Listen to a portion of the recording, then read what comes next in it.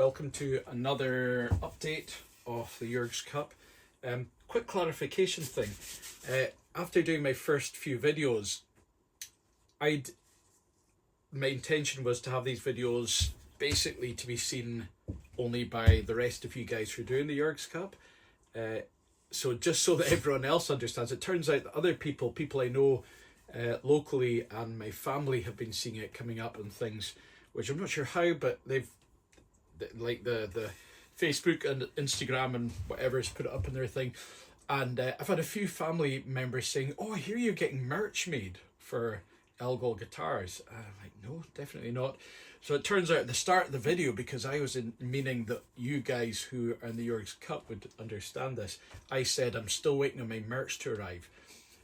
So for anyone who watches this isn't part of the Jurgs Cup, just to clarify, it's not my personal merch. It just is that to be part of this thing called the Jurgs Cup, there's an incredible charity set up in the name of the guy that this is all in memory of, and to support that and to be part of the group, you buy merch from them. So I was just explaining that my merch that qualifies me to be part of this community hasn't arrived yet. So unfortunately, friends and family, I don't have any merch coming out yet. But if anyone would buy it, then let me know and I'll certainly get some made up for you. A couple of updates. First of all, I have been working in the neck.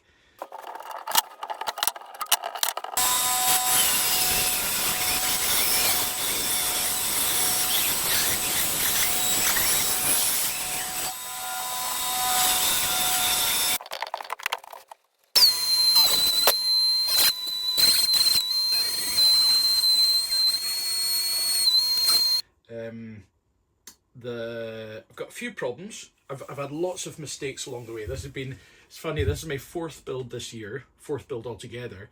And I started this year, and the first one you make all these mistakes and think, at least I know not to make that mistake again. And then the second one you make fewer mistakes, but different new ones that you didn't make in the first, and each one goes on, you think, well, at least I've learned that lesson. And with each bit you think, well, this one's going to be perfect. No mistakes. And of course there's been plenty. One of the things I did was when I glued the fretboard onto the neck blank,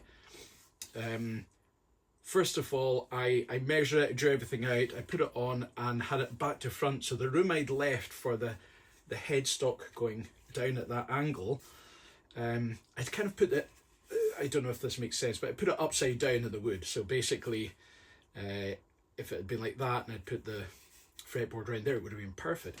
But I put it upside down, realised that when I went to unclamp it this afternoon, and when I looked, I realised that rather than starting again, I can still make it. I could just get the size in to have an angle, enough of an angle in there, but it's meant that the design I had for the headstock has had to change because that's as deep as it could go down. So it's quite a narrow headstock, much more like a Telecaster one than I was planning, but like a kind of abbreviated Telecaster. So it's still to be fully finally shaped, but that's as much room as I could get. It doesn't look quite as nice as I hoped it would, but it's either that or just redo everything in the neck, and don't know what to do that. The other mistake that I've just realised while I was doing some sanding down of things is that, of course, I have forgotten to put any access to the truss rod, so I'm going to have to fit that or drill that out retrospectively and hope for the best. But yeah, completely forgot about that. So we'll see how that goes. It'll be interesting to do it at this stage. But these are the kind of things you think, well, at least I've got that in mind. I definitely won't make that mistake again. Clearly I will. And there'll be another billion more, and I forgot there were other mistakes to tell you, because I was very conscious of the fact that one of the great things about this group is seeing everyone's honesty and mistakes, and there are a few things I did I thought I must tell the group about that. Like you part of you wants to hide them and pretend that you can show a polished guitar at the end and forget about all the mistakes you made on the way there. But I just can't remember what the other ones were, but there were some big ones. Here's one of the other mistakes that I mentioned that I've forgotten about here on the fretboard. So there's this little chunk that the router decided to take out of it, as routers do. And again, I thought, will I start again or not? It's just too expensive. So you can't see it from the front, but obviously once I radius the neck down, you will. What I'm currently thinking I might do, because it's going to be up, where's the 12th thread, going to be about here, thereabouts. I'm thinking of putting some kind of inlay in there or something, just to make it all look nice and deliberate, but I'll work on that and keep you up to date. But anyway, these are the two mistakes for today.